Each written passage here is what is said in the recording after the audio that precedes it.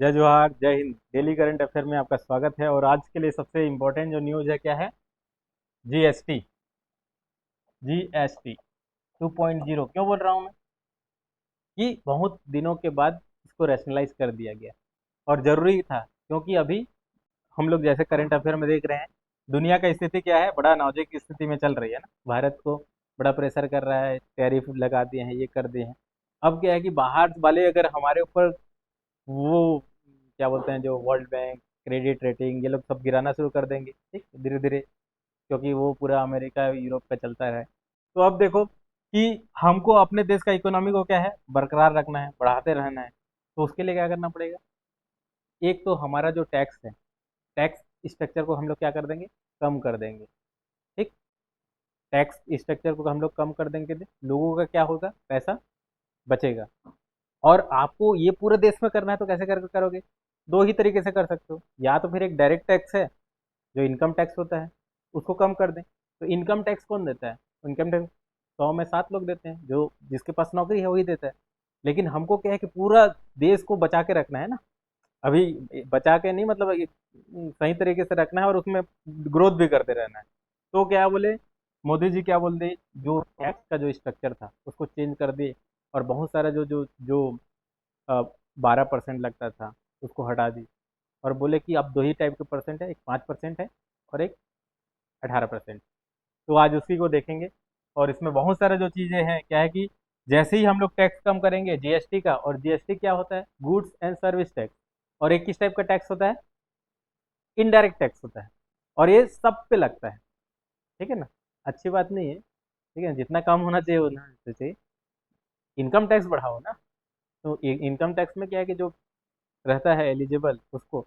लेकिन जीएसटी से क्या है, इनडायरेक्ट टैक्स सबको इफेक्ट पड़ता है। जो आप 2 रुपये या फिर जो बिस्किट खरीदते हो ना, उसमें भी टैक्स लगता है। कोई भी कुछ भी चीज़ है उसमें टैक्स लगता है। ठीक, अब इसमें देखेंगे तो जीएसटी काउंसिलिंग का मीटिंग हुआ, ठीक है ना। जीएसटी काउंसिल जानते हो, ये भी एक क्या है, कॉन्स्टिट्यूशनल बॉडी है जीएसटी काउंसिल। उसका मीटिंग होता है और उसमें हमको पता चलता है, क्या पता चलता है कि जो है हमारे फाइनेंस मिनिस्टर, उन्होंने रैशनलाइज कर दिया। क्यों कर दिया? क्योंकि मोदी जी ने अपने इंडिपेंडेंस डे स्पीच में पहले ही बोला था, क्या, मैं सबको गिफ्ट देने वाला हूँ। ठीक, ये जो बोलने का तरीका है, करने का तरीका है, क्योंकि हम लोग का एक्सटर्नल प्रेशर बहुत ज़्यादा है, इसी कारण हम लोग क्या है कि अपना इकोनॉमी को बरकरार बना के रखना भी चाहते हैं। और उसके बाद पूरा सिस्टम को भी हम लोग को मेंटेन करके रखना है। ठीक, तो अगर ये 15 अगस्त के भाषण में बोले थे मोदी जी, और ठीक करेंगे। और ये लगभग लगभग 2017 में लागू हुआ था। कब लगा था? 2017 में जीएसटी। इसके लिए कौन सा कॉन्स्टिट्यूशनल अमेंडमेंट बिल लेके आया था, किसी को पता है? क्वेश्चन बहुत बड़ा है। 101 कॉन्स्टिट्यूशनल अमेंडमेंट। ठीक, और देखो हमको क्या पता चल गया, 17 से लेके अभी 2025 कितना साल हो गया? 8 साल।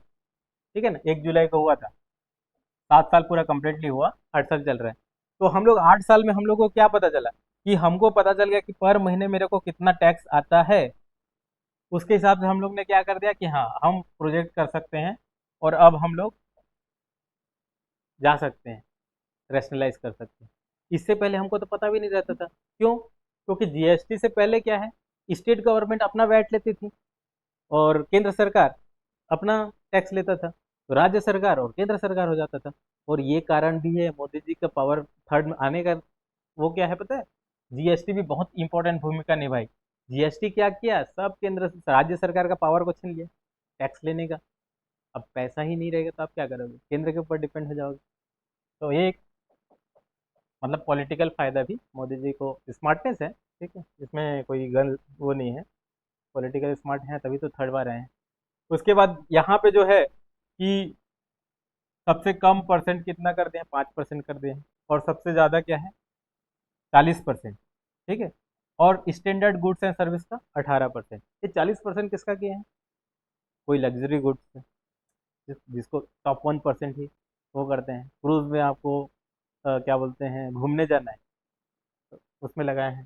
ठीक है, बहुत बड़े बड़े चीज़ में। ठीक है, लेविस, और जो होता है ना, एक छोटा सा बैग इतना छोटा सा आता है, 3 लाख रुपए में, देखे होगे, ठीक है ना, न्यूज़ में रहता है। वो ऐसे ऐसे चीज़ों को, और जो सीन गुड्स हैं, है ना, बहुत सारे जो सिन गुड्स हैं, ठीक, उसको जो हानि कर सकता है। कोई बताएगा मेरे को कि क्या अल्कोहल पे जीएसटी लगता है? पेट्रोल पे लगता है? पेट्रोल पे लगता है? जीएसटी कुछ चीज़ों पे एग्जाम्प्ट किया गया है। नहीं लगता? चलो चलो, ठीक है। तो इसमें बहुत सारे चीज़ों को उन्होंने क्या है, कम कर दिया है। ठीक है ना, ये बहुत सारा है, आपको पीडीएफ में दे दूंगा, आप देख लोगे। लेकिन जो इसेंशियल चीज़ है उसको क्या कर दिया है, कम कर दिया है। और जीएसटी आने के बाद एक नेशन एक टैक्स हो गया है। जीएसटी 2 और सिंप्लीफाइड कर दिया है, नहीं तो हमको पता नहीं रहता, 12, 5, 8 पता नहीं चलता ना। जो एकदम जरूरी वाली चीज़ है वो पक्का हम लोग को 5% देना है, ये पता चल जाएगा। और जो थोड़ा सा मीडियम चीज़ें हैं वो 18%, और लग्जरी चीज़ 40%, ये चीज़ हो जाएगा। और उसमें ये सब इम्पोर्टेंट जो सिग्निफिकेंट है, ये बोला गया है कि हम लोग जो है 28% से 18% कर दें, तो बहुत सारा जो चीज़ें रैशनलाइज किया गया है।